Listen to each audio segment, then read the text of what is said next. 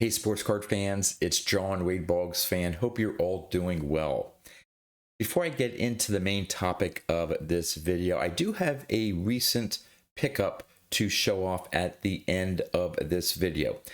But the main topic that I want to talk about today is something that has bothered me for the last couple weeks. I'm not sure what triggered it.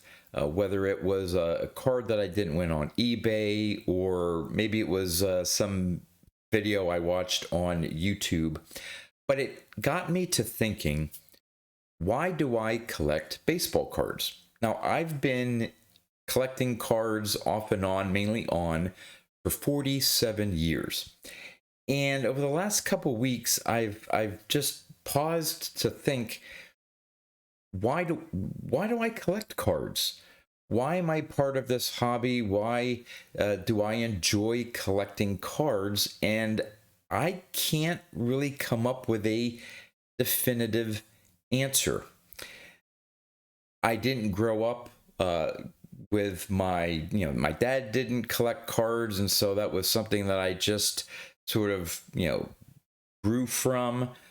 Now, my grandfather on my dad's side, he collected a little bit, but it was coins, just other things, books. He just had like small little collections. His coin collection wasn't very extensive. He enjoyed doing that, but it wasn't something that I picked up the interest in doing. And thinking of a lot of the reasons why I see you so passionate about collecting. And two of the examples that just come to mind are John Mangini and Tony Southern, collector. And there are so many of you others out there who are just so passionate about the hobby, are interested and do research on the teams that you're interested in, players, sets. John does an amazing job of doing research on different players and shows off the cards. Tony's done some amazing videos, doing deep dives, reading books and learning about different players.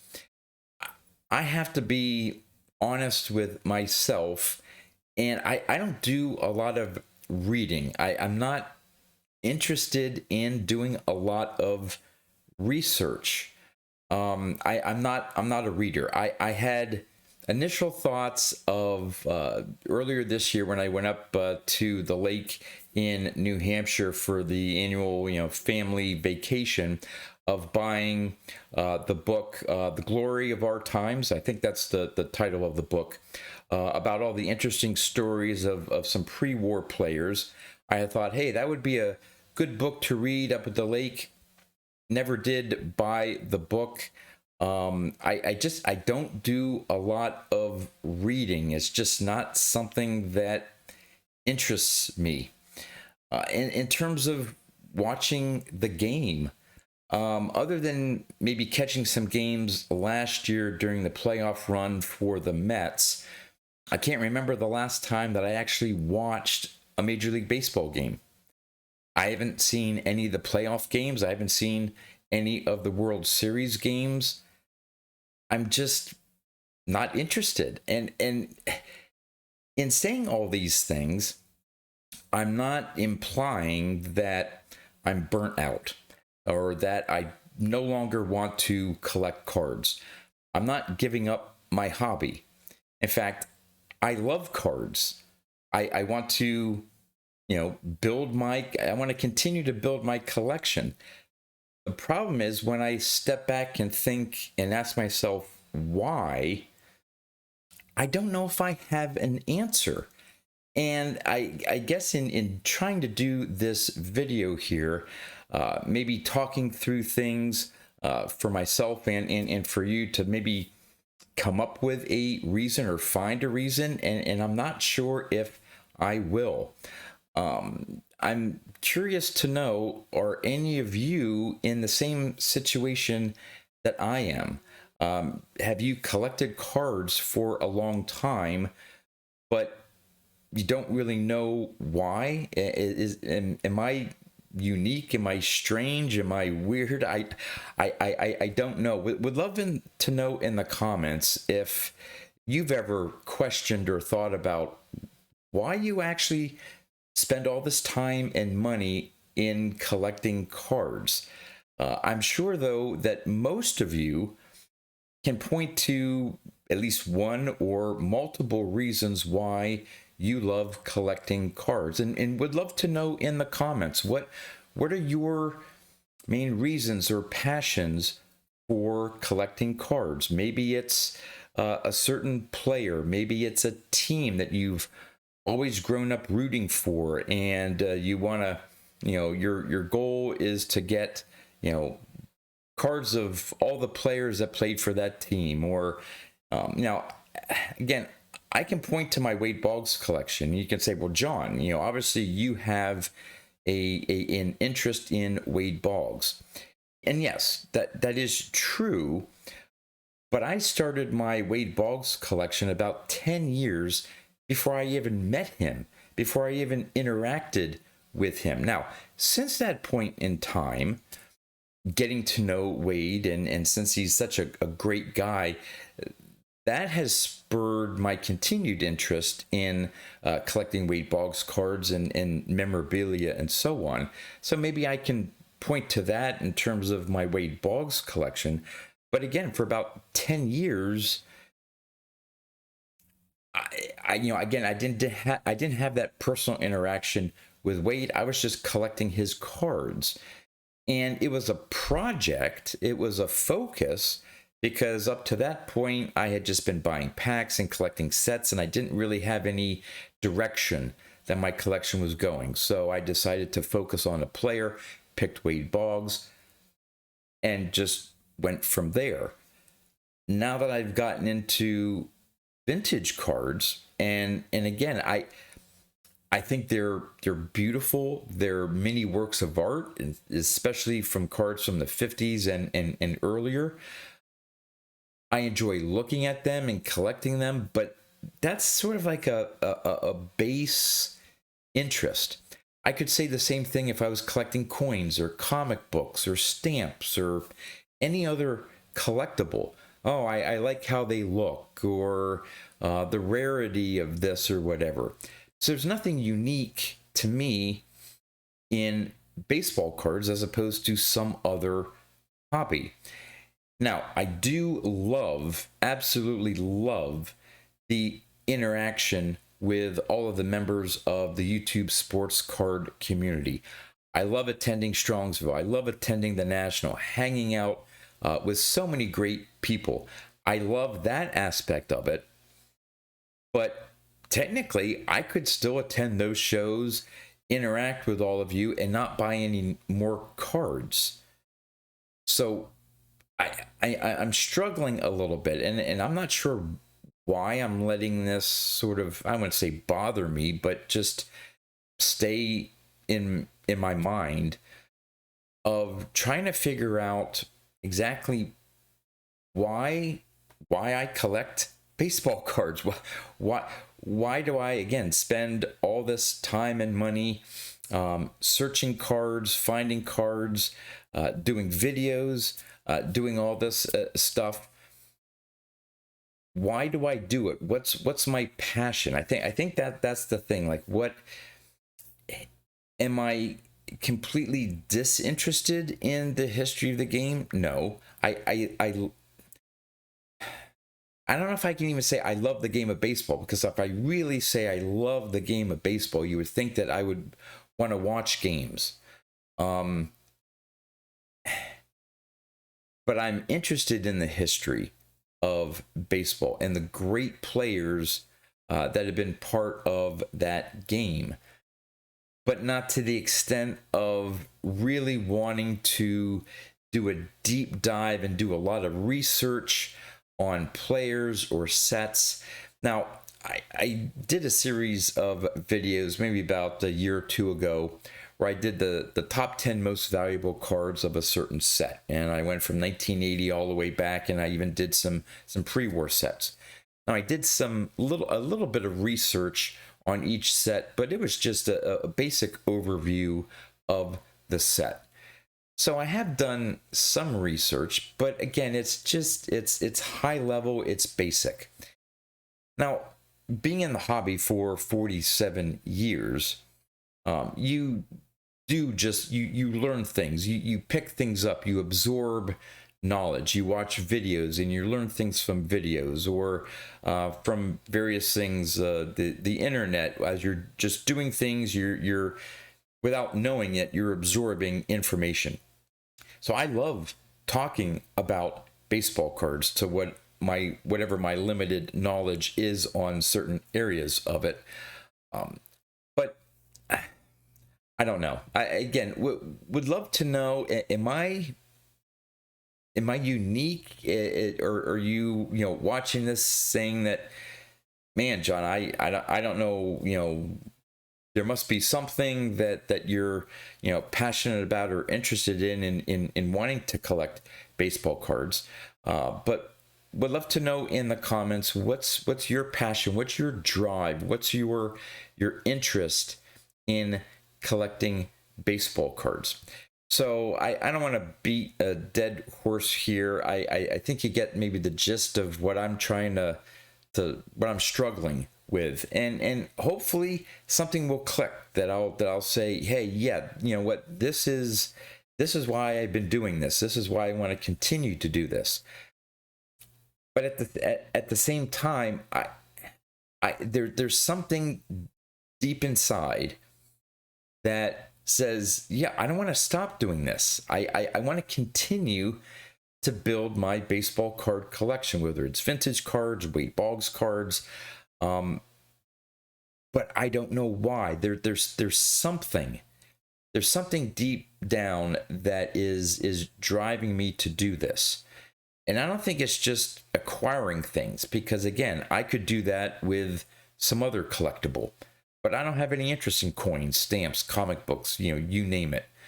I have no interest in doing that. It's baseball cards, but I don't know why. So anyway, I hope you understand what this video is about, hopefully, and maybe can commiserate, or just, again, would love to know what drives you to collect baseball cards. And with that, like I said, I do have one card to show off. It's one that I've picked up, I don't know, probably a couple months ago, but just haven't found the right opportunity to do a video. Didn't want to do just a single video of a one card pickup, but I'm going to turn the camera around, show that card off, tell a little bit about why I'm really happy to add this card to my collection. So let's go take a look.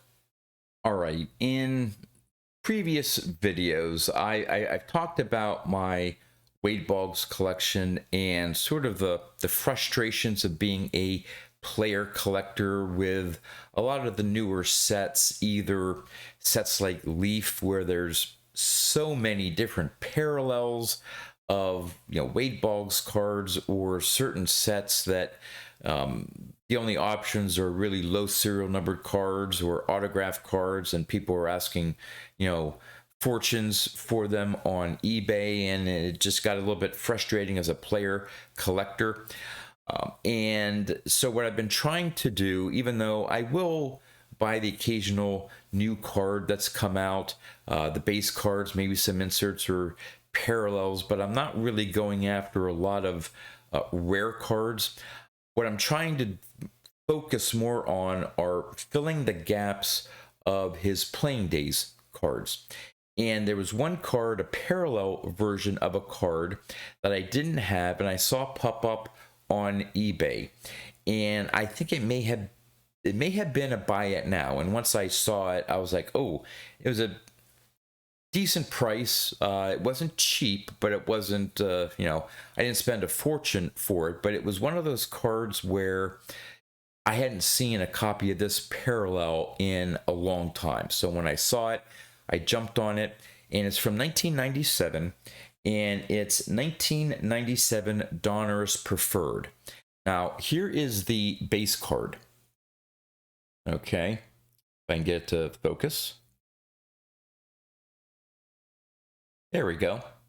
All right, so the 1997 Donruss Preferred set, it's a 200 card set, and they broke down the set into different versions. So out of the 200 cards, 100 of them were bronze, so they would have a bronze sort of look to them.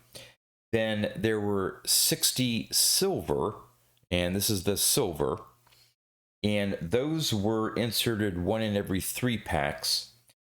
Then there were 30 gold cards that were inserted one in every 12 packs, and these packs came in actual tins.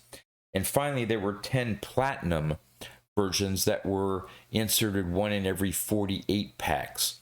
So this base card here, not that hard to find, but it was inserted one in every 3, not packs, but tins. All right. And there's a parallel version. There's actually 2 parallel versions to this. And one of the 2 that I was missing, by the way, here's the back of the card. The one that I was missing is the Donruss Preferred Cut to the Chase. And as you can see here, it's die cut on all 4 sides. A little die cut there at the top and down there at the bottom. That gives a better look there at the die cut on the sides there and at the top. Now, it's not serial numbered, and again, in doing a little bit of research, I couldn't find the odds of this parallel version. So I don't know how difficult it is. I know it's not necessarily easy because you don't see, at least for Wade Boggs, these cut to the chase parallels show up on eBay that often. You'll see, other players from off and on, but it's been a while since I've seen the Wade Boggs cut to the chase. Now, the remaining version that I don't have, and this is even harder to find and a lot more expensive. I bet you the last time I saw this other parallel version was, oh my, not necessarily 10 years ago, but I bet you maybe 7 or 8 years ago. And it is the precious metals. So for each of the 4 versions, the bronze, the silver, the gold, and the platinum, those precious metals were had 1 gram of either bronze, 1 gram of silver, gold, or platinum embedded in the card or on the surface. So with Wade Boggs being a silver, it would be 1 gram of silver, and those are serial numbered out of 100. And I remember wanting to go after that card the last time I saw one, and I think I put some, I don't know, I think I put maybe it was $200 bid and got blown out of the water. I think it may went for like $300-400 or something like that at the time. And this is, of course, even pre-COVID. So I can't remember the last time I saw one come up on eBay. And if I did, it was probably some ridiculous buy it now for $500 or something like that. I don't know. But at least I was able to pick up this parallel version, the cut to the chase. So again, fills in one little gap of his playing days career that I didn't have. So happy to get this because, like I said, I haven't even seen this version show up on eBay in quite some time. So yeah, that's my lone pickup and card that I have to show off. And again, would love to know in the comments what do you think about my earlier struggles of trying to find and come up with a reason for why I collect cards. What's my interest in, again, other than knowing Wade Boggs and just having that interaction with him and other Boggs collectors and so on. Why do I still want to pick up cards of his? Why do I want to pick up vintage cards? Why do I want to try to complete a player run of various players. I don't know, but hopefully one day I'll be able to point to it, and that light bulb will pop over my head, and I go, yes, this is why. Until then, I'm still going to collect cards, which may be strange to say, but I'm still going to be picking up cards, building my collection, enjoying this community. So with that, that's all I have for you. So until next time, thanks for watching.